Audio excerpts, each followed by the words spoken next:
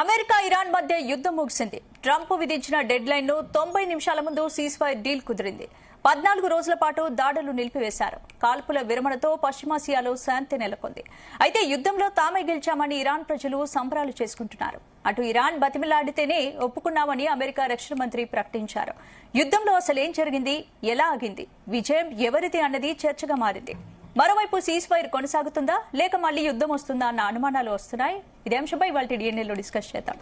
Bharat, America Iran మధ్య వచ్చిన ఈ సీజ్ ఫైర్ నిజంగా శాంతి కోసమా లేక తాత్కాలిక స్ట్రాటజీ మాత్రమేనా? సో మీరు ఇందాక అన్నారు యుద్ధంలో ఎవరు గెలిచారు అని చెప్పి. గెలిచింది ఎవరు అన్నది పక్కన పెడితే ఓడిపోయింది మాత్రం చమురును దిగుమతి చేసే, క్రూడ్ ఆయిల్ ను దిగుమతి చేసుకునే దేశాలు మనలాంటి వాళ్ళు, మనము, జపాను, చైనాను వాళ్ళు. ఎందుకంటే ఇంతకాలం స్ట్రైట్ ఆఫ్ హార్మోజ్ దగ్గర ఫ్రీగా షిప్స్ వచ్చేవి. ఇప్పుడు అటాక్ చేసింది అమెరికా. ఇవాళ సీజ్ ఫైర్లో ఏంది, ఇప్పటి నుంచి స్ట్రైట్ ఆఫ్ హార్మోజ్ను ఇరాన్ కంట్రోల్ చేస్తుంది. అంటే టోల్ ట్యాక్స్, మనం ఒక వెహికల్ పోతే ఏం చేస్తాం, టోల్ ట్యాక్స్ కడతాం. నేషనల్ హైవే మీదనో లేదా స్టేట్ హైవే మీదనో వెహికల్ పోతే టోల్ ట్యాక్స్ కడతాం. అట్లా పోయే ప్రతి షిప్కు ఇరాన్కి ఇప్పుడు ట్యాక్స్ కట్టుకుంటూ పోవాలి. ఆ అవకాశం ఇచ్చారు. అటాక్ చేసింది యుఎస్.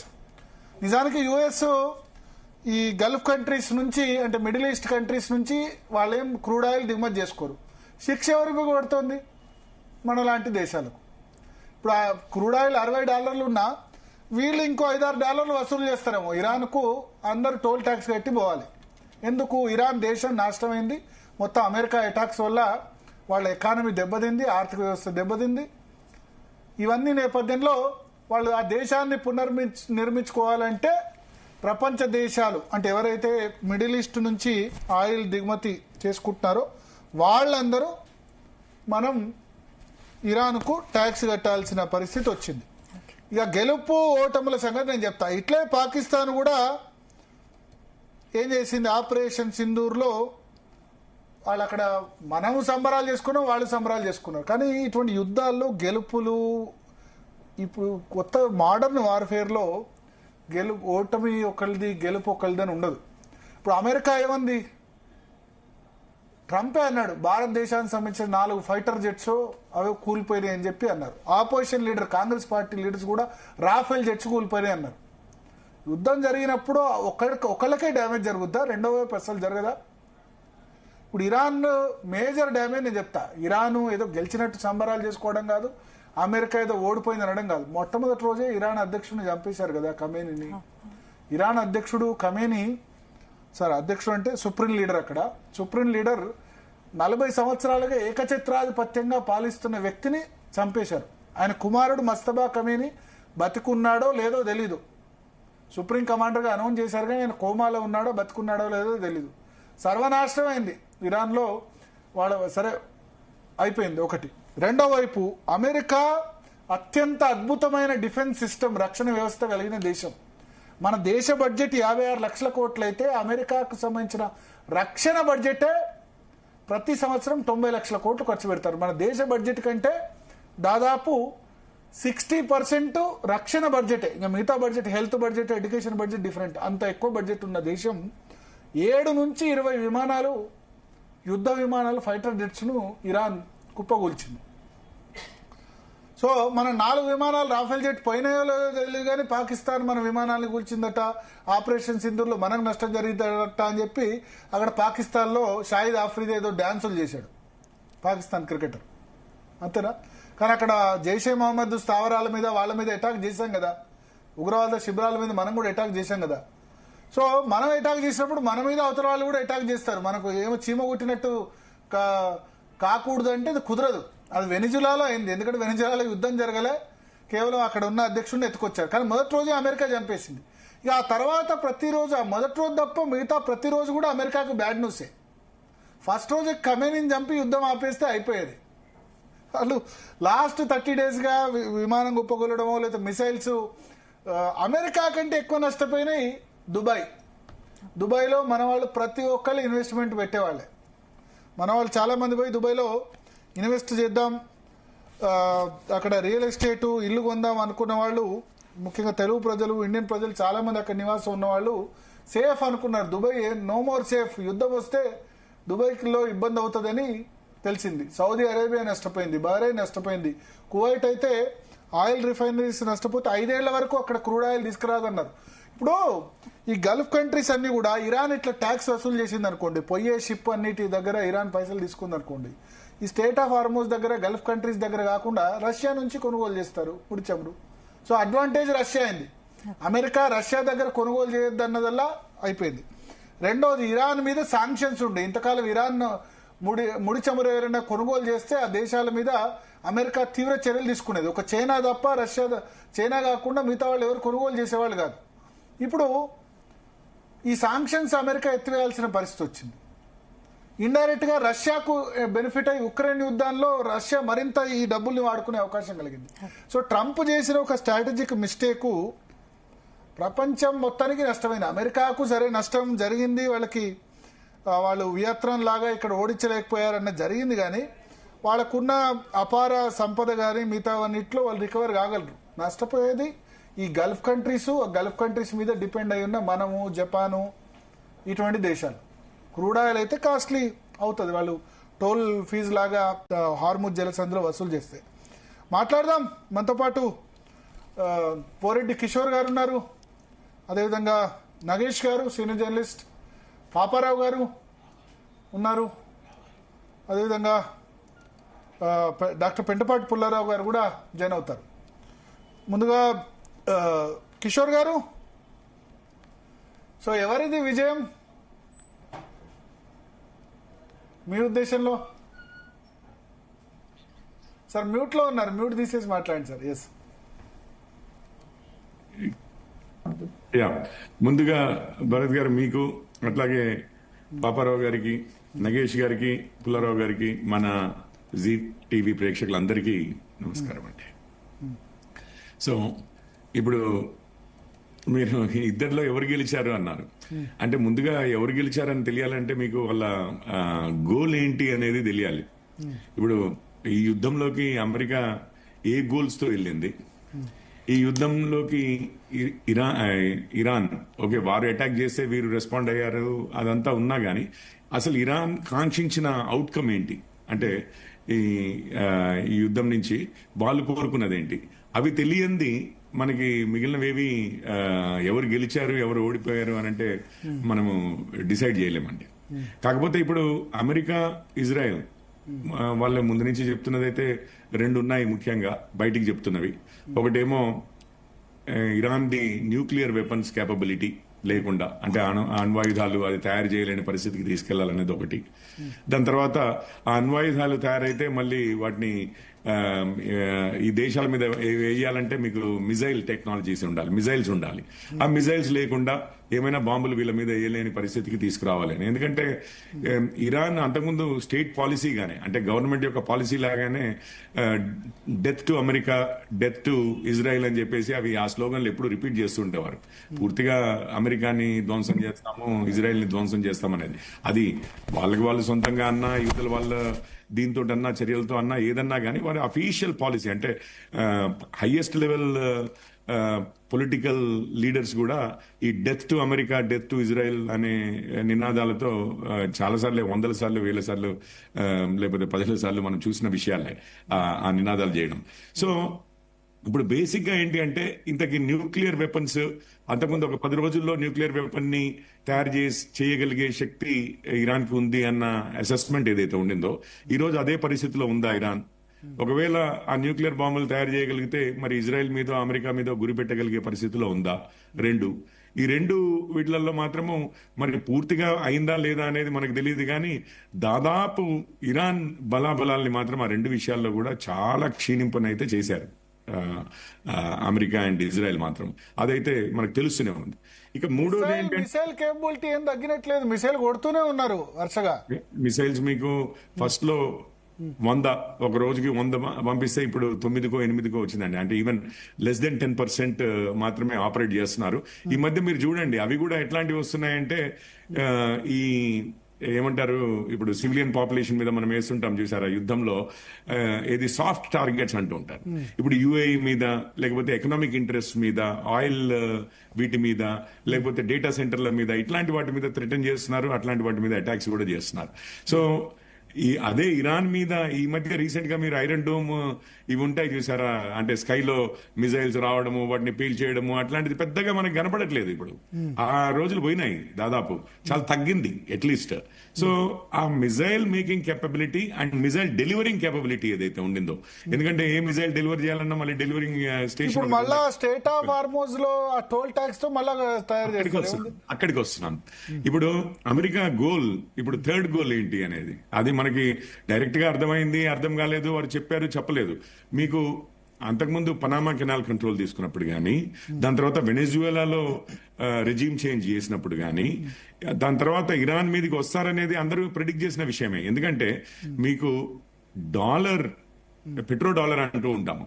ఇప్పుడు petrol actually non dollar currencies లో, అంటే యువాన్ లేకపోతే మనం రష్యా రూబుల్ ట్రేడ్ ఇట్లాంటివన్నీ ఉన్నాయి కదా, ఇరాన్ తో అయినా వెనెజువేలాతో అయినా యువాన్ లో ట్రేడ్ అవ్వడము, ఇతరత్ర కరెన్సీస్ లో ట్రేడ్ అవ్వడం జరుగుతోంది. సో పెట్రో డాలర్ అంటే డాలర్ మాత్రమే ఆయిల్, డీజిల్, అదే ఆయిల్ కొనడానికి వాడవలసిన కరెన్సీ అన్న స్టేజ్ నుంచి, వాడే కరెన్సీ అన్న స్టేజ్ నుంచి. ఇప్పుడు కొద్దిసేపటి క్రితం ట్రంప్ ఒక జర్నలిస్ట్ అడిగిన ప్రశ్నకి ఏంటంటే యుఎస్ ఇరాన్ ఇద్దరు కలిసి ఫీజు వసూలు చేస్తారట, టోల్ ఫీజు. మీకు యుఎస్ ఇరాన్ ఇద్దరు కలిసి చేసినా, ఒక్కరే చేసినా, ఇంతకది డాలర్లలో చేస్తారన్నా యువాన్స్ లో చేస్తారట? డాలర్లోనే చేస్తుంది. ఆబ్వియస్లీ చూశారు కదా, మొత్తం ప్రపంచంలో ఈక్వేషన్ మారిపోయింది. మళ్ళీ నష్టపోయింది ఎవరంటే మనము జపాన్ ఇంపోర్ట్ చేసుకునే వాళ్ళ మధ్యలో వాళ్ళిద్దరు బానే ఉంటారు. ఇక నష్టపోయింది ఇప్పుడు వెనెజువేలా నష్టపోయింది అనుకోవచ్చు. అంటే వాళ్ళ ప్రభుత్వము వాళ్ళ ప్రజల చేతుల్లో కాకుండా ఇంకెవరో వచ్చి మార్చారు అని అనుకోవచ్చు. ఇరాన్ చాలా నష్టపోయింది యాక్చువల్లీ. అందరికన్నా పెద్ద నష్టపోయింది వాళ్ళు ఒకటి ఇరాన్ అయితే ధ్వంసమే అయిపోయింది కదా కంట్రీ. ఇరాన్ అయితే ఇంకొక సైడ్ మీకు గల్ఫ్ కంట్రీస్ అన్ని. ఈరోజు మీరు చూడండి, ఇప్పుడు హెగమాన్ అంటారు, రీజనల్ హెగమాన్ అంటారు. ఇప్పుడు ఇరాన్ ఆ ప్లేస్ లోకి వచ్చింది. ఇప్పుడు సౌదీ అరేబియా తన ఆయిల్ ఇండియాకి పంపించాలన్నా, చైనాకి పంపించాలన్నా కానీ ఇరాన్ కి టోల్ కట్టాలి. యుఏఈ పంపించాలంటే టోల్ కట్టాలి. ఇట్లాంటివన్నీ ఉన్నాయి చూసారా. కువైట్, బెహ్రెయిన్, ఖతార్, వీళ్ళందరి పరిస్థితి ఏంటండి? ఈ రోజు రీజనల్ గానే ఒక దాదా వచ్చాడు ఇక్కడ అన్న టైప్ లో, ఒక బాస్ వచ్చాడు వీళ్ళందరికీ అన్న టైప్ లో తయారైంది. ఇప్పుడు ఆ టోల్ది అది నేను అనుకోవడం గల్ఫ్ కంట్రీస్, మిగిలిన ఆయిల్ ప్రొడ్యూసింగ్ కంట్రీస్ ఒప్పుకుంటాయని నేను అనుకోను. ఒక్కటి. రెండోది చెప్తున్నాను మీకు, గల్ఫ్ కంట్రీస్ టోర్ ఒప్పుకోకపోతే మరి ఇప్పుడు ఎట్లా గల్ఫ్ కంట్రీస్ తరపున యుద్ధం చేసేవాళ్ళు లేరు కదా? ఎందుకండి, సౌదీ అరేబియా మీద యుద్ధం అయితే పాకిస్తాన్ గ్యారంటీ ఉంది కదా ఇద్దరి మీద. సౌదీ అరేబియా యుద్ధం అయితే కదా, సౌదీ అరేబియానే ఇరాన్ మీద యుద్ధం చేసి వాళ్ళను, అమెరికానే వాళ్ళను అంతం చేయలేకపోయింది. చేయగలుగుతారా ఇప్పుడు? అదే అంటే వాళ్ళు చేస్తారా చేయరా అని నేను అనట్లేదు. పాకిస్తాన్ సైనికులు ఉన్నారు కదా, గల్ఫ్ వాళ్ళు వాళ్ళ ప్రాణాలు ఎందుకు పణంగా పెట్టి యుద్ధాలు చేస్తారు? పాకిస్తాన్ సైన్ చేసింది కదా సౌదీ అరేబియాతో, మీ మీద అటాక్ చేస్తే మా మీద చేసినట్టే, మా మీద అటాక్ చేస్తే మీ మీద చేసినట్లే అని. ఇప్పటికీ ఇజ్రాయెల్ లాంచ్ చేసింది మిజైల్స్, కానీ పాకిస్తాన్ ఏం అనలేదు. బట్ మీరు అన్నట్లుగా అక్కడ చాలా దేశాల్లో అసలు 30, 40, 20 లక్షల మంది వాళ్ళ సిటిజన్సే ఉన్నారు. మిగిలినంతా బయట వాళ్ళే ఉన్నారు. ఇండియన్స్, బంగ్లాదేశీస్, శ్రీలంకన్స్, ఇంకా ఇతరత్ర సౌత్ ఈస్ట్ ఏషియన్ కంట్రీస్ నుంచి ఉన్నారు. సో చాలా వాళ్ళకి సైన్యాలు కూడా పెద్దగా లేవు. బట్ ఇది అందుకే సౌదీ అండ్ పాకిస్తాన్ ఒక అగ్రిమెంట్ కి వచ్చారు కదా. సో పాకిస్తాన్ అప్పుడు యెమెన్ లో గానీ ఇతరత్ర ఏదైనా ప్లేసెస్ లో వీళ్ళకి కావాల్సిన ఫోర్సెస్ కోసము మేము పంపిస్తాము, మా ప్రజల్ని పంపిస్తాము, వీళ్ళు యాజ్ లాంగ్ యాజ్ మీరు డబ్బులు ఇస్తే మేము సపోర్ట్ చేస్తాము అనే టైప్ లో ఒక అగ్రిమెంట్ కి వచ్చినట్టు అప్పుడైతే బాగా న్యూస్ వచ్చింది. ఇప్పటికీ అది వాస్తవమే. అప్పుడు మన దగ్గర కూడా చర్చలు అయ్యాయి. పాకిస్తాన్, సౌదీ ఏకమైపోయారు, మనం ఏదో ఐసోలేట్ అయిపోయామన్నట్టుగా బాగా చర్చలు కూడా అయ్యాయి. But how effective that is అనేది ఈ వార్ లో మనం చూసాము. ఇట్ హ్యాస్ నో రిలేషన్ అన్న టైప్ లో చేశారు. కేవలం వీళ్ళ సైనికుల్ని అక్కడికి సౌదీ అవసరాల కోసం ఏమైనా పంపించేది ఉంటే వాళ్ళు పే చేస్తామంటే ఆ అవసరాలకు పంపించే అగ్రిమెంట్ లాగా తయారైంది. అయితే నేను మళ్ళీ ఒక్క మాట జస్ట్ అండి హోర్ముజ్ గురించి మళ్ళీ ఫైనల్ గా చూస్తే, ఇప్పుడు అమెరికా ఏదైతే కావాలనుకుందో మీ పెట్రో డాలర్ సుప్రమసీ అయితే ఎస్టాబ్లిష్ అయింది. మళ్ళీ చూస్తే ఇప్పుడు ఇరాన్, అమెరికా కలిసే అనుకోండి, ఇరాన్ ఆయిల్ మరి కలిసి చేస్తున్న దాంట్లో ఆయిల్ ఎవరి కంట్రోల్లోకి వెళ్ళింది? వెనెజువేలా ఆయిల్ ఎవరి కంట్రోల్లోకి వెళ్ళింది? ఇరాన్ ఒప్పుకుంటుందో లేదో టోల్ ఫీజు అమెరికా కలిసి జాయింట్ గా చేస్తా అంటే ఇరాన్ ఎందుకు ఒప్పుకుంటుంది? మళ్ళీ వాళ్ళ దగ్గర ఉంటే. మీరు మంచి క్వశ్చన్ వేశారు. మీకు ఒక్క విషయం, మన దగ్గర మీరు ఇంతకుముందు ఇంట్రొడక్షన్ లో ఆపరేషన్ సింధూర్ గురించి చెప్తూ ఉండే, భారత్వి యుద్ధ విమానాలు కూలిపోయాయని ట్రంప్ అన్నప్పుడు చాలా మంది ట్రంప్ అన్నది ఇంకా 100% వాస్తవము. ట్రంప్ అన్నాడంటే ఇంకా అది వాస్తవమే కదా సార్, ఇంకా ఆయన అబద్ధాలు చెప్తాడా? అని అన్నారు. రైట్, ఆ స్టాండ్ తీసుకున్నారు. డెడ్ ఎకానమీ నేను అనలేదు. ట్రంప్ మీరు అనలేదు, వేరే వాళ్ళు అన్నారని మీరు అన్నారు. ఒక్క నిమిషం, నేను అదే వాళ్ళ గురించి అంటున్నాను. ట్రంప్ ఇండియాది డెడ్ ఎకానమీ అన్నాడు. అత్యంత వేగంగా ఎదుగుతున్న పెద్ద ఆర్థిక వ్యవస్థలో మనది అత్యంత వేగంగా ఎదుగుతుంది, అయితే దాన్ని డెడ్ ఎకానమీ అన్నాడు, చనిపోయిన ఆర్థిక వ్యవస్థ అన్నాడు. ఎమ్మటే ఇక్కడ చప్పట్లకు వచ్చి అవును మీకు తెలియదా, నిజమే కదా అని చెప్పి అన్నారు. మరి అట్లాంటి వారు ఈరోజు ట్రంప్ ఏమంటున్నాడంటే ఇరాన్ బెగ్డ్ మీ అంటున్నాడు, వచ్చి కాళ్ళ మీద పడి నన్ను కోరితే నేను సీజ్ ఫైర్ కి అవకాశం ఇచ్చాను అంటున్నాడు. మరి దీన్ని కూడా వాళ్ళు సపోర్ట్ చేస్తారా? లేకపోతే కేవలం ఇండియా మీద బయట వాళ్ళు ఎవరైనా అటాక్ చేసినప్పుడే బయట వాళ్ళతో ఉంటాము, ఇరాన్ మీద అటాక్ చేసినప్పుడు మాత్రము ఇరాన్ తో ఉంటామంటున్నారా? మరి ఇరాన్ ప్రేమికులకు మేము, భారత్ ద్వేషులం మేము అంటున్నారా వీళ్ళు? ఆ రోజు మనల్ని అన్నవారు, మన సైన్యాన్ని, మన త్రివిధ దళాల అధిపతులు వచ్చి చెప్పినా కూడా నమ్మని వారిని ఏమంటున్నారు? ఓన్లీ అప్పుడు ట్రంప్నే నమ్మారు. ఈరోజు ట్రంప్ నా కాళ్ళ బేరానికి వచ్చారు. వాళ్ళు ఇక అసలు ఇంకో దారి లేదు, మీరే మాకు దిక్కు అన్న టైప్ లో చేస్తే, నేను అప్పుడు ప్రాధాన్యపడితే ఇది చేస్తే అది చేస్తే బతిమలాడితే నేను ఓకే చేశాను, సీజ్ ఫైర్ అన్నాడు. మరి ఈ రోజు నమ్ముతున్నారా ట్రంప్ గారిది? వాళ్ళంతా ఆ రోజు నమ్మినది కేవలం మన దేశం మీద అటాక్ చేసినప్పుడు మాత్రమే ట్రంప్ నమ్ముతాము. ఇరాన్ మీద అయితే ట్రంప్ అబద్ధమే చెప్తాడు అని ఒకసారి అడుగుదాం పాపారావు గారిని. పాపారావు గారు, గుడ్ ఈవినింగ్. పరిస్థితి గుడ్ ఈవినింగ్. ఎవరిది విజయం? ఏముంది, ఇప్పుడు ఇందాక కిషోర్ చాలా క్లియర్ గా చెప్పారు కదా. ఆయన ఏంటంటే ఎజెండా ఏంటి, యుద్ధానికి ఎజెండా చాలా మారింది. నిరంతరంగా అసలు గోల్ పోస్ట్ షిఫ్ట్ అయింది. కొన్నాళ్ళు రికైమ్ చేంజ్ అన్నాడు, కొన్నాళ్ళు న్యూక్లియర్ ఇది ప్రోగ్రామ్ ను డిస్ట్రాయ్ చేయటం అన్నాడు, ఇంకొన్నాళ్ళు కాస్త ఇంకోటి అన్నాడు, మిసైల్ ప్రోగ్రామ్ ధ్వంసం చేయటం అన్నాడు. గోల్ పోస్ట్ మారింది. ఇప్పుడు ఈ గోల్ పోస్ట్ లో కనీసం ఏమైనా నెరవేరినాయా? ఒక్కటి కూడా నెరవేరలా. ఎందుకంటే రిగైమ్ అలాగే ఉంది. ఆ మాటకు వస్తే అమెరికాలో రిగైమ్ ఊగింది పడుద్దా అన్నట్లు. అంటే ట్రంప్ దాకా రాలేదు కానీ ట్రంప్ కింద ఆర్మీ చీఫ్ల దగ్గర నుంచి అనేక మంది రిజైన్ చేసి వెళ్ళిపోవటం, తొలగించబట్టం, అమెరికాలోనే పునాదులు కదిలినాయి రిగైమ్ కి. ఇరాన్ లో ఏం కాల. రెండోది మీకు న్యూక్లియర్ ప్రోగ్రామ్. ఇప్పుడు వాళ్ళు పెట్టిన షరతుల్లో కూడా ముఖ్యమైనది ఏంటి, Iran civil nuclear program will continue అనేది కూడా అలాగే పెట్టారు. అదేం కాల. వీళ్ళే బాంబులు వేసారు, ఏం చేసి ఉండొచ్చు, మళ్ళీ they will revive it. Civil nuclear program మనం కూడా కాదాం, మనం కూడా అభ్యంతరం పెడతాం. న్యూక్లియర్ ఆర్మ్స్ కి అయితే మనమైనా ఎవరైనా అభ్యంతరం పెడతాం. కాబట్టి అది అలాగే ఉంది. కాకపోగా ఏమైంది, ట్రంప్ పెట్టుకున్న గోల్స్ ఏది నెరవేరకపోగా అదనంగా కొత్త సమస్యలు తెచ్చిపెట్టాడు ట్రంప్ ప్రపంచానికి. హోర్ముజ్ జలసంధి మూసుకుపోయింది, అది ఇంకా తెరుచుకోలేదు. దానిలో కొత్తగా టోల్ గేట్ వచ్చింది. దాన్ని ఇరాన్ తో కలిసి మెయింటైన్ చేస్తాను. నష్టం అమెరికా కంటే ఎక్కువ ఆ గల్ఫ్ కంట్రీస్ కు నష్టం. ఎందుకంటే ఈ టోల్ ఫీజు ఉంటే ఇక్కడ వేరే దగ్గర తీసుకుంటారు. స్టెప్ బై స్టెప్ వెళ్తా, ఇట్లా మళ్ళీ మధ్యలో కాదు, స్టెప్ బై స్టెప్ వెళ్తా. స్టెప్ బై స్టెప్ వెళ్ళకపోతే మళ్ళీ ఇది మొత్తం డిస్టార్ట్ అయిపోతుంది. సరే, ఇప్పుడు అది టోల్ గేట్, అక్కడ టోల్ గేట్ పెడతారంటున్నాడు. ఇరాన్ ఏమడిగింది, సరే ఆయన ఎందుకు రాణిస్తారు, టోల్ గేట్ పెడితే వాళ్ళే వసూలు చేసుకుంటారు, ఇద్దరు కలిసి మెయింటైన్ చేయటం ఉండదు అది.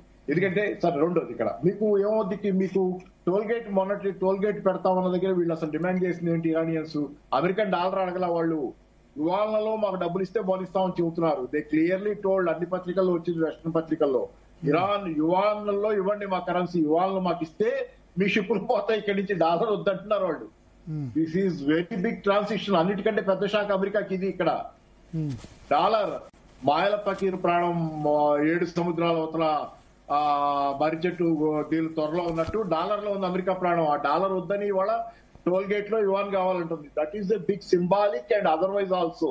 ఇప్పుడు మిడిల్ ఈస్ట్ ఏమవుద్ది, మీరు ఇందాక ఇచ్చారు మిడిల్ ఈస్ట్ దేశాలన్నీ మమ్మల్ని రక్షిస్తాయని చెప్పి అమెరికాను పెట్టుకున్నాయి. అక్కడ మిలిటరీ బేస్లు పెట్టుకుంటే రక్షణ కాకపోగా సర్వనాశనం అయిపోయింది అమెరికా దెబ్బ. వాళ్ళు రక్షించలేకపోయారు, సర్వనాశనం చేసింది ఇరాన్.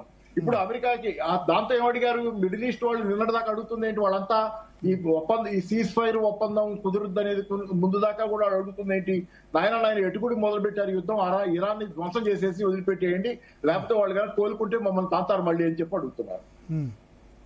మమ్మల్ని వదిలిపెట్టరు వాళ్ళు, కాబట్టి ఆ చేసే పని పూర్తి చేయండి అని అడిగారు. They gave a memorandum, secret memorandum ఇచ్చుకున్నారట. ఆ పని పూర్తి చేయకుండా పోతున్నాడు ఇప్పుడు ట్రంప్. అది మీరు గమనించండి. అక్కడ దీంతో middle eastern countries they will be very much dissatisfied with America మీద టోటల్ డిసాటిస్ఫాక్షన్, ఆగ్రహం. ఈ ఎంట్రీ పాయింట్ లోకి చైనా ఎంటర్ అవుతుంది. ఎందుకంటే ఇరాన్ వాడిన ఆయుధాల్లో మేజర్ ఆయుధాలు చైనీస్ సప్లై చేసినటువంటి బైడు టెక్నాలజీ. ఆ జీపీఎస్ బదులు వాళ్ళు వాడిన బైడు మొత్తం టెక్నాలజీ. ఎక్కడైనా చదవండి మీరు, మామూలు వెస్టర్న్ మీడియాలో చదవండి, లేకపోతే మంచి వీడియోలు వెస్ట్ నుంచి వస్తున్న వీడియోలు చూడండి.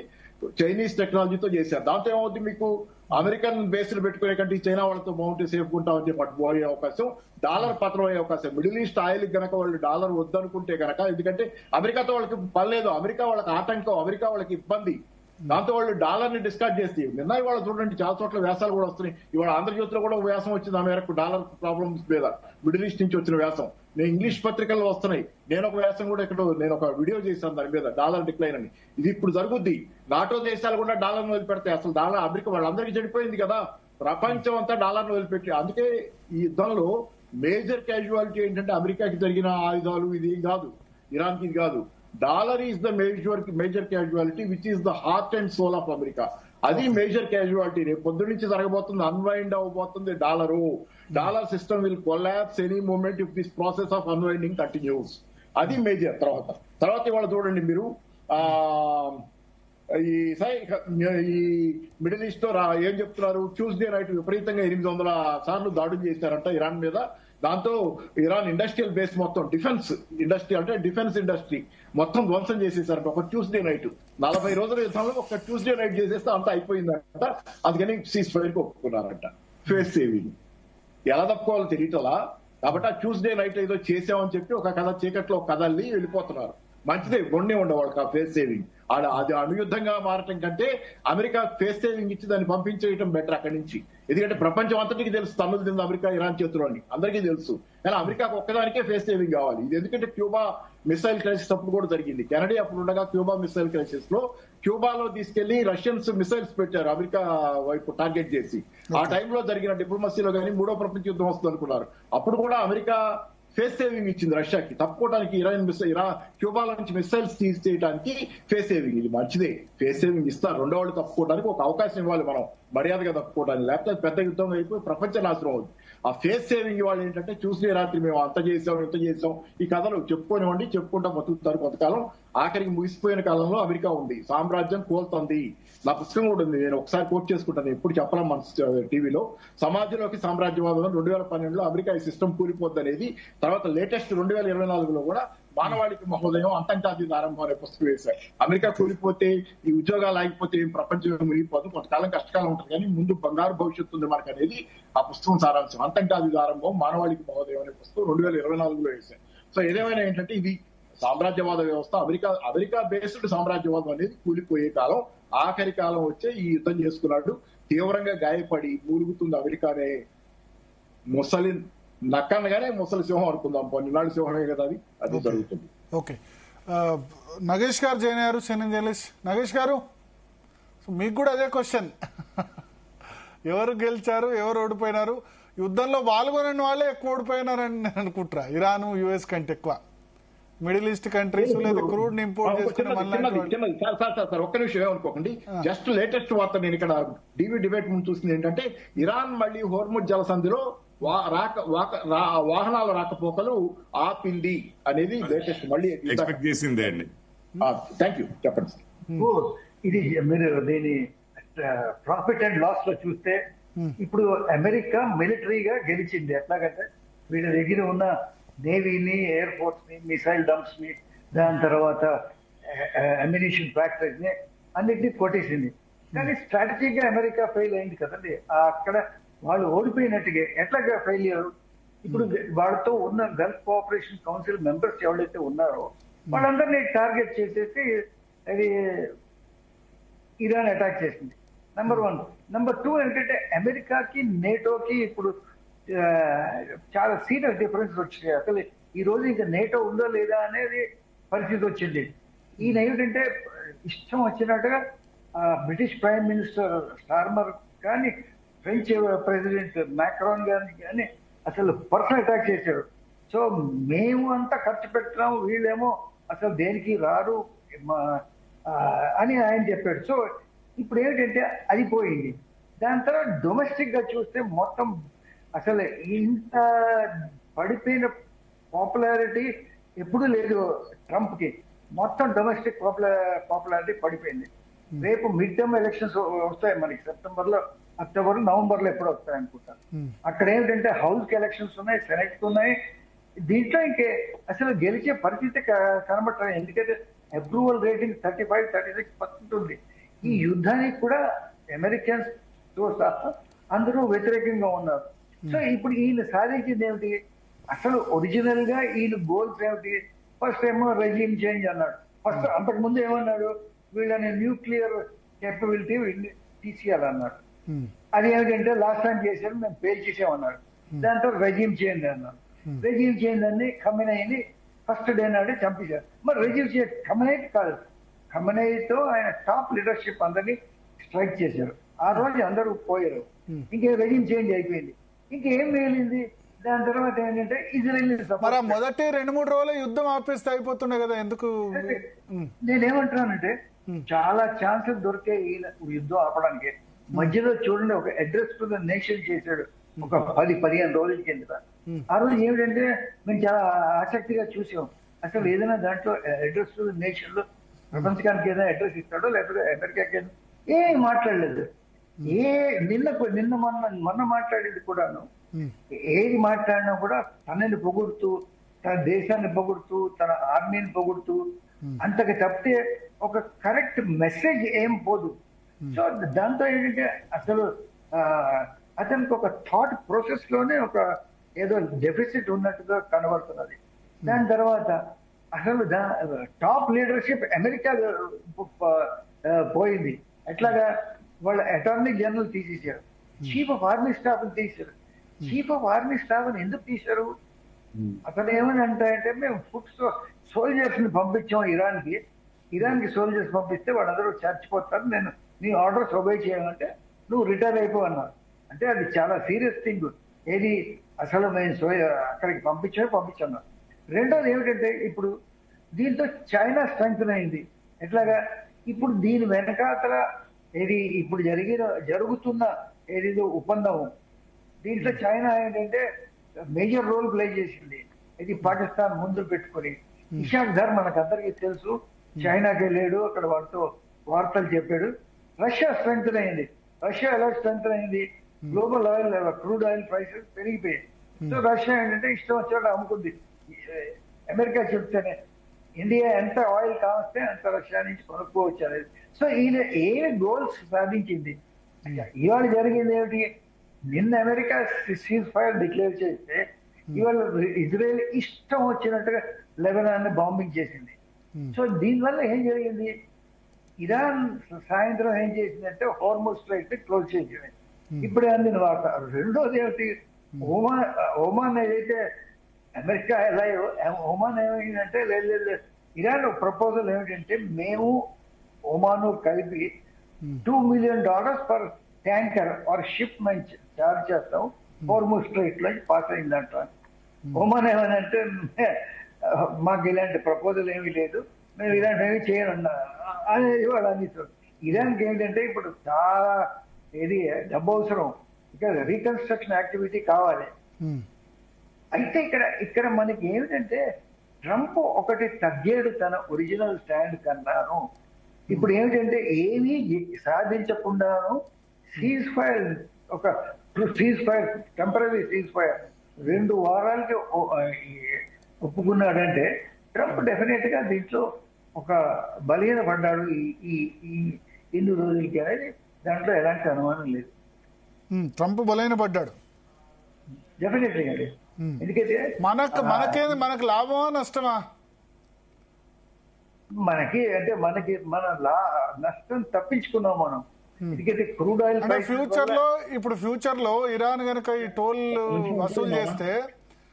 వసూలు చేస్తే మనకు దగ్గరలో ఉన్న ఇప్పుడు ఈ మిడిల్ ఈస్ట్ కంట్రీస్ నుంచి అన్నిటి కూడా క్రూడ్ ఆయిల్ ప్రైస్ అయితే పెరుగుతుంది. ఇంతకుముందు ఉన్నట్టు $60 అంటే ఇరాన్ 10% ట్యాక్స్ వసూలు చేసినా మనకు లాసే కదా.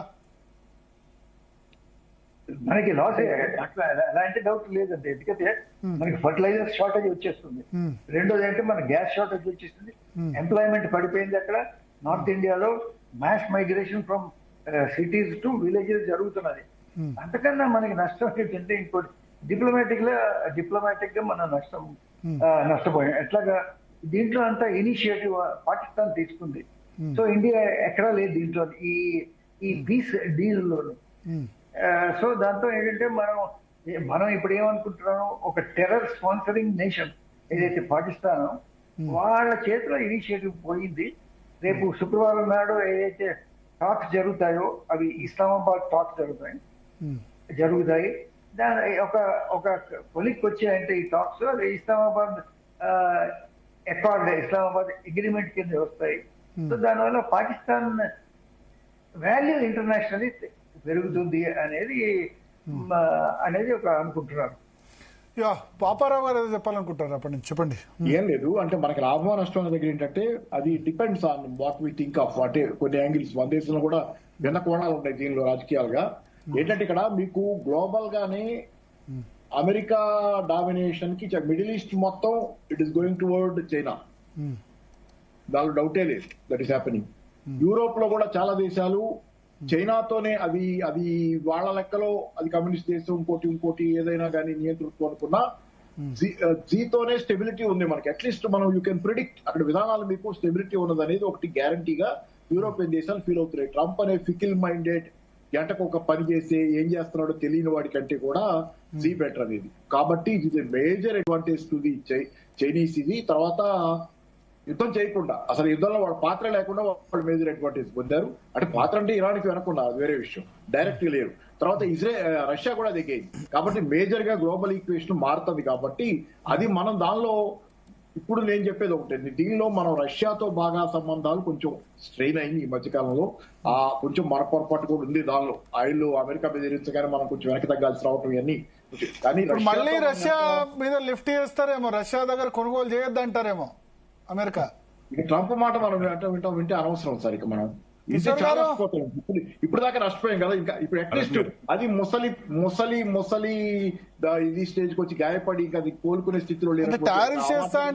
ఎందుకంటే మన స్ట్రాటజిక్ ప్రయోజనాలు ఇప్పుడు చైనాతో మనకి డైరెక్ట్ గా ఇప్పుడు కొంచెం కష్టం, ఇబ్బంది సంబంధాలు ఉంటాయి కానీ స్ట్రెయిన్ ఉంటుంది. కాబట్టి రష్యాతో స్ట్రెయిన్ లేదు, బాగా ఆప్తమిత్ర దేశం కాబట్టి రష్యాతో లింకప్ బాగా అవ్వటం, రష్యాతో దగ్గరగా ఏర్పడితే అది చైనా కూడా కొంత మనం చెక్ పెట్టుకోవడానికి, చైనా నుంచి కూడా మన మీద వచ్చి దీన్ని తగ్గించుకోవడానికి స్ట్రాటజిక్ గా మనకున్న ట్రెడిషనల్ సంబంధాలని రష్యాతో బాగా స్ట్రెంథన్ చేసుకుంటే 4 అడుగులు ముందుకేసి మనమైనా సరే ట్రంప్ ని ఇగ్నోర్ చేయటమే. అది యువతలు కదా అందరు చేస్తున్నారు, మనం చేయకుండా ఇంకా అలాగే ఉంటామంటే విల్ లూజ్.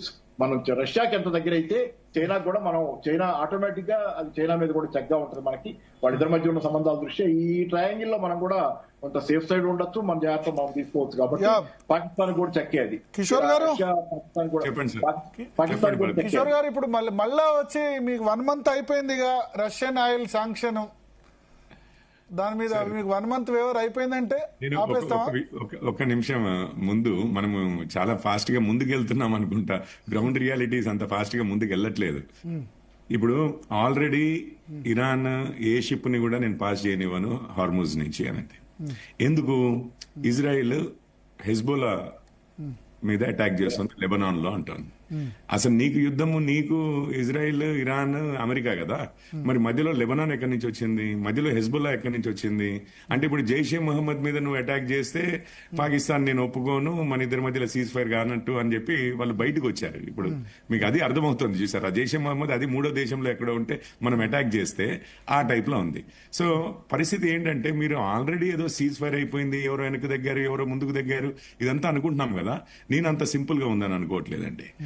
అమెరికా వెనక్కి తగ్గినట్టుగా కనిపిస్తుంది. ఇంతలోపల ఇజ్రాయెల్ హౌతీస్ మీదో, హెజ్బుల్లా మీదో, లేకపోతే హమాస్ మీదో అటాక్ చేస్తుంది. మళ్ళీ ఇరాన్, ఎందుకంటే వాళ్ళు ప్రాక్సీస్, మన లష్కర్ ఎ తోయిబా, జైషే వీళ్ళకి పాకిస్తాన్కి ఎట్లాగో వారికి అవి ప్రాక్సీస్ 3 కూడా.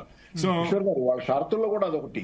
అదే అంటే చెప్తున్నాను, ఏది ఉన్నా గానీ ఇవి జరిగేది ప్రాక్టికల్ గా జరిగేది. ప్రపంచ దేశాలన్నీ కూడా ఒక్క విషయం భరత్ గారు, ఇప్పటి వరకు యుద్ధం అయింది, మరి చాలా కాస్ట్ అయింది. ఎవరు భరించాలి ఆ కాస్ట్? మరి మిడిల్ ఈస్ట్ అంతానేమో కాముగా కూర్చున్నాం అంటున్నారు, మా మీద బాంబులు పడ్డా గానీ కాముగా కూర్చున్నారు, రిటాలియేట్ కాలేదు. ఇప్పుడు వాళ్ళ ఎకానమీస్ మీదనే నేను టోల్ ట్యాక్స్ వేస్తా అంటోంది ఇరాన్. అండ్ రీజనల్ హెగమన్ అయిపోతుంది. ఇప్పుడు ఎవడు మీ ఎకానమీ అంటే ఇప్పుడు అక్కడ వాళ్ళు టోల్ ట్యాక్స్ వేస్తే గల్ఫ్ ఆయిల్ బదులు వేరే చోటు నుంచి ప్రపంచ దేశాలు తీసుకునే అవకాశం ఉందంటారు, అంతేనా? అదొకటే కాదండి. మీకు కాస్ట్ ఆఫ్ మీ వస్తువులు అమ్ముతుంటే దాంట్లో ₹2 నాకు ఇవ్వమంటే అది మీకు నష్టమే కదా, ఏది ఏమున్నా కానీ. నేను ఒక్క విషయము ప్లస్ వాడు ఎప్పుడు ఆన్ చేస్తాడో ఎప్పుడు ఆఫ్ చేస్తాడో ఇవన్నీ మన కంట్రోల్లో ఉండవు. ఎవరో గేట్ పెట్టేశారు, పెట్టేసి దానికి మొత్తం మిడిల్ ఈస్ట్ అంతా మీరు అందరూ నాతో భయపడి ఉండాలి అని అంటే, అండ్ వాళ్ళు డైరెక్ట్ గా అటాక్ చేయగలరు అన్న నిశ్చయానికి కూడా వచ్చేసారు. ఇప్పుడు తెలిసిపోయింది కదా, Iran is no friend. Middle Eastern Islamic countries కి ఇంకొక ఇస్లామిక్ కంట్రీ ఏమి ఫ్రెండ్ ఏమి కాదు. అమెరికా అటాక్ చేస్తే మీ అందరి మీద ధ్వంసం చేస్తాను, మనకి ఫ్రెండ్ ఏమి కాదు. అమెరికా నన్ను అటాక్ చేస్తే మీ అందరికి కూడా మీ షిప్పులు పోనీయను, వాళ్ళ షిప్పులు పోనీయను, ఓన్లీ చైనీస్ పోనిస్తాను ఫస్ట్ లో. మళ్ళీ దాని తర్వాత మన వాళ్ళు మాట్లాడిన తర్వాత 1-2 మనవి కూడా వచ్చాయి, ట్యాంకర్లు, LNG అండ్ ఇది. కానీ బట్ నేను ఒక్క విషయం చెప్తున్నాను, నేషన్ లో ఈ రోజు స్పిరిట్ ఎట్లా ఉందో చెప్తాను చూడండి. ఒక యాంగిల్లో ఇప్పుడు ఇండియాకి నష్టం అవుతుందా ఈ యుద్ధం వల్ల? అవుతోంది. ఇండియా ఫ్రెండ్స్ ఉన్నారు, UAE లాంటివి, లేకపోతే ఒమాన్ లాంటివి, వాళ్ళందరికీ నష్టం అవుతోందా? నష్టం అవుతోంది. వాళ్ళందరికీ మనకు నష్టమైనా పర్వాలేదు, అక్కడ చైనాకు లాభం అవుతోంది, ఇక్కడ అమెరికాకు నష్టం అవుతోంది. ఇది మన ఆర్గ్యుమెంట్ అన్నమాట. మనం దానికి చప్పట్లు కొడదాం, సంతోషిద్దాం. ఇండియాకి నష్టమైతే మనకెందుకండి, మనకేం విషయం అది? ఇండియాకి నష్టం చేస్తున్న వాళ్ళని మనం ఎందుకు చెడ్డ మాటలు అంటాము? ట్రంప్ మనకి అగేన్స్ట్ గా అన్నప్పుడు ట్రంప్ తో సపోర్ట్ చేస్తాం, కానీ ఇరాన్ కి, అది మన దేశం కదా అసలు. ఇరాన్ కి అగేన్స్ట్ గా ట్రంప్ అన్నప్పుడు మాత్రం ట్రంప్ మాటలు నిజం కావే. ఇది వ్యవహార శైలి నడుస్తుంది, లేకపోతే డిస్కషన్ ఏముంది సార్? ఇప్పుడు యుద్ధం నడుస్తోంది. ఈ రోజు యుద్ధాల్లో ఒక దేశాన్ని ఇంకో దేశం ఆక్యుపై చేసే యుద్ధాలు ఏమీ లేవు. మీకు ఏం చేస్తారు, ఎవరు వచ్చినా ఏమొచ్చినా గానీ మీకు గల్ఫ్. ఇప్పుడు ఈజిప్ట్ లో సూయజ్ కెనాల్ లాగా ఇది కూడా అయిపోద్ది, పర్మనెంట్ అయిపోద్దా? పర్మనెంట్ అవుతుందా లేదా? ఈ రోజు ఇరాన్ పరిస్థితి ఏ లెవెల్లో ఉంది మరి? మిడిల్ ఈస్ట్ అంతా అమెరికా వచ్చి, అమెరికా యుద్ధం చేసి, ఒక్క నిమిషం అండి, ఒకటే నిమిషం, వాళ్ళు ఫినిష్. అమెరికా వచ్చి అమెరికా యుద్ధం చేసి తన ఖర్చు పెట్టి ఫైట్ చేస్తుంటే మీకు యూరప్, నాటోలో మీరు భాగము, నాటో మీరు సపోర్ట్ చేయరన్నారు. అది తేల్చేశాడు ఇప్పుడు ఏది ట్రంప్. మేము ఆహ్వానించినప్పుడు, మేము యుద్ధం చేసినప్పుడు మీరు మాకు రాలేదు, నాకు బాధ్యతలు మీ సైడ్ నుంచి తగ్గాయి. You are at the risk of Russia అనండి, లేకపోతే చైనా అనండి, వాట్ ఎవర్ ఇట్ ఈస్. కానీ రష్యాతో భయపడుతూ ఉంటారు కదా యూరోప్ అంతా కూడా. You are at their mercy. ఇక్కడ మిడిల్ ఈస్ట్ ఉంది, మిమ్మల్ని రమ్మని చెప్పాను, రైట్? అందరము మనం ఫ్రెండ్సే అని అన్నాము, మిమ్మల్ని రమ్మని చెప్పాను. వాడు డెత్ అమెరికా అంటున్నాడు, డెత్ ఇజ్రాయెల్ అంటున్నాడు అనేది వీళ్ళ వాదన. మధ్యలో మన వాదన ఏం లేదు, మనం క్వైట్ గా ఉన్నాము, ఇండియా కెప్ట్ క్వైట్. అంటే వీళ్ళు కూడా ఏమీ మాట్లాడలేదు, మా మీద బాంబులు పడ్డా మేము కామకు కూర్చుంటామన్నారు.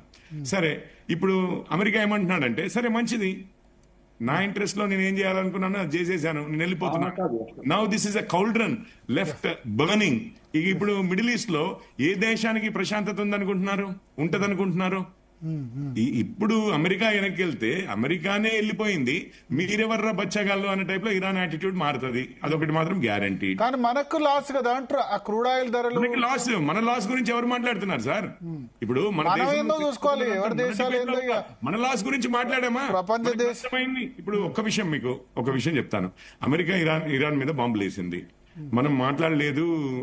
ఖమేనీ గారు ఇదంటే మనం పబ్లిక్ గా మన నాయకత్వము, ప్రభుత్వంలో నాయకత్వము ఖండించలేదు, లేకపోతే ఇంకేదన్నా సానుభూతి ప్రకటించలేదు అన్నారు. సరే, బానే ఉంది. ఇరాన్ బాంబులు వేస్తే ఒక మర్చెంట్ నేవీ షిప్ ధ్వంసం అయ్యి అందులో 2 ఇండియన్స్ చనిపోయారు. 2 ఇండియన్స్ చనిపోతే ఎవరన్నా వీళ్ళు మాట్లాడిన వాళ్ళు ఖండించారా? ఇరాన్, నువ్వు మా మీద ఎందుకు వేస్తున్నావు? మా వాళ్ళు 15 to 20% ఎవ్రీ మర్చెంట్ షిప్ లో ఇండియన్సే ఉన్నారు, మా వాళ్ళని ఎందుకు చంపుతున్నావు అని అడిగిన నాదుడున్నాడా? పోనీ సానుభూతి ప్రకటించిన వాళ్ళు.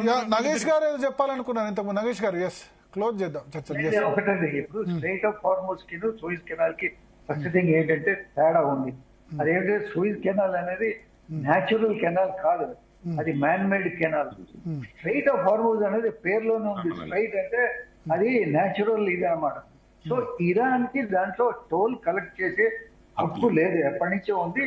ఇప్పుడు ఏమిటంటే అక్కడ 2,000-3,000 షిప్లు అక్కడ అవతల పక్క ఆగిపోయింది. ఇవాళ సాయంత్రం ఒక షిప్ వెళ్తుంటే, తిరిగి బయటకు వెళ్తుంటే ఇజ్రాయలీ షిప్, దాన్ని సరిగ్గా స్ట్రైట్ కి వచ్చింది, వీళ్ళు ఆపేశారు. ఎందుకంటే ఇజ్రాయెల్ అక్కడ హెజ్బుల్లాని అటాక్ చేస్తున్నారు. అయితే ఇవాళ ఇజ్రాయెల్ హెజ్బుల్లాని అటాక్ చేయడమే కాదు, ఇవాళ ఇటు అటు బాంబులు పడ్డాయి. ఇది ఇజ్రాయెల్ ఇరాన్ మీద, ఇరాన్ ఇజ్రాయెల్ మీద ఇవాళ ఏమి ప్రశాంతంగా జరగలేదు ఈ రోజు కూడాను. సీజ్ ఫైర్ అయ్యి ఇంకా 24 గంటలు కాలేదు. ఇప్పటికీ వేసుకుంటున్నారు. సో ఇప్పుడు ఏమిటంటే ఈ సీజ్ ఫైర్ అనేది చాలా ఫ్రజైల్ సీజ్ ఫైర్. దీనికి ఎలాంటి విలువ లేదు. ఎందుకంటే దీనికి Israel which is not a party ఇది ప్రొవోక్ చేస్తూ పోతున్నది. Iran which is a party వాళ్ళు ఏమిటంటే అసలు హెజ్బుల్లాని కూడా వాళ్ళు ప్రొవోక్ చేస్తూ పోతున్నారు.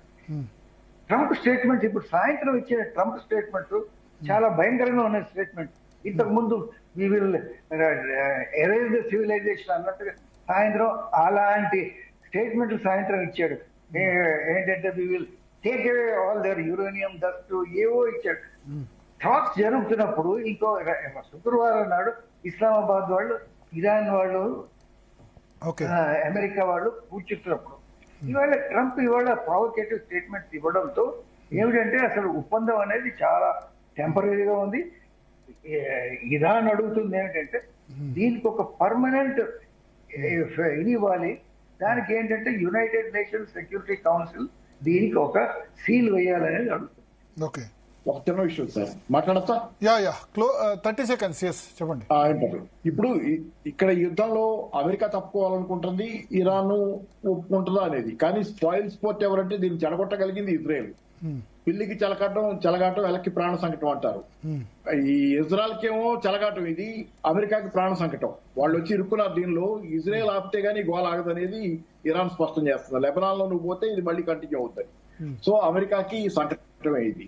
ఇజ్రాయెల్ ని ఇప్పుడు కంట్రోల్ చేసుకునే పని అమెరికా మీద పడింది. రెండోది ఏంటంటే 50% tariffs on who ever supplies the military equipment, అంటే ఇట్లాంటి ఆయుధాలు తయారు చేసుకుంటా అని టారిఫ్స్ అని బెదిరించాడు ట్రంప్. దాని అర్థం ఏంటి? ఇరాన్ తో యుద్ధం ఇంకా ముగియేలా ట్రంప్ దృష్టిలో మళ్ళీ ఎప్పుడు అవకాశం కోసం ఎదురు చూస్తున్నాడు. ఇరాన్ ఆయుధాలు తయారు చేయకుండా దాన్ని డిజామ్ చేసి దాని ఆయుధాలు తగ్గించి మళ్ళీ భవిష్యత్తులో అటాక్ చేయడానికి ఇది ఒక పథకం. అందుకని ఆ బెదిరింపు కొత్తగా మొదలు పెట్టాడు. ఈ టారిఫ్ లో ఆయుధం ఉంది కదా, రక్తం గారకుండా చేసే యుద్ధం, ఆ యుద్ధంలో మళ్ళీ ఆ యుద్ధం మొదలు పెట్టాడు యుద్ధం అవగానే. ఓకే, థ్యాంక్ యూ పాపారావు గారు, అదేవిధంగా పోరెడ్డి కిషోర్ గారు, నగేష్ గారు. సో మొత్తానికి 2 weeks సీజ్ ఫైర్ కానీ మళ్ళీ యుద్ధం ఏం కంటిన్యూ అయ్యే అవకాశాలు ఇప్పుడైతే లేవు. లాస్ట్ జూన్లో అమెరికా, ఇజ్రాయెల్ కలిసి ఇరాన్ మీద అటాక్ చేసి మళ్ళీ ఒక 6-7 నెలల సమయం తర్వాత మళ్ళీ అటాక్ చేశారు. సో అంత ఈజీ ఏం కాదు మళ్ళీ యుద్ధం చేయడం. బట్ స్టేట్ ఆఫ్ హార్మోజ్ మీద అయితే కొత్తగా టోల్ ట్యాక్స్ వచ్చే పరిస్థితి అయితే కనిపిస్తుంది. ఇది మనకు ఆందోళన కలిగించే అంశం. మనకే కాదు, గల్ఫ్ కంట్రీస్ అన్నిటి కూడా ఆందోళన కలిగించే దేశం. ప్రత్యామ్నాయ మార్గాలు మనం కూడా వెతుకోవాల్సిన అవసరం ఉంది. రష్యన్ కానీ, వెనిజులా కానీ, ఇక మిగతా చోట్ల వెతుకోవాల్సిన అవసరం ఉంది. ఎల్పిజి క్రైసిస్, ఎరువులకు సంబంధించి అయితే సరే సీజన్ ముందు ఇది ముగియడం అయితే కొంచెం మంచి పరిణామమే. ఇంతకు ముందున్నంత డిజాస్టర్స్ పరిస్థితి ఉండకపోవచ్చు. మొత్తానికి యుద్ధం ఆగింది, ప్రపంచం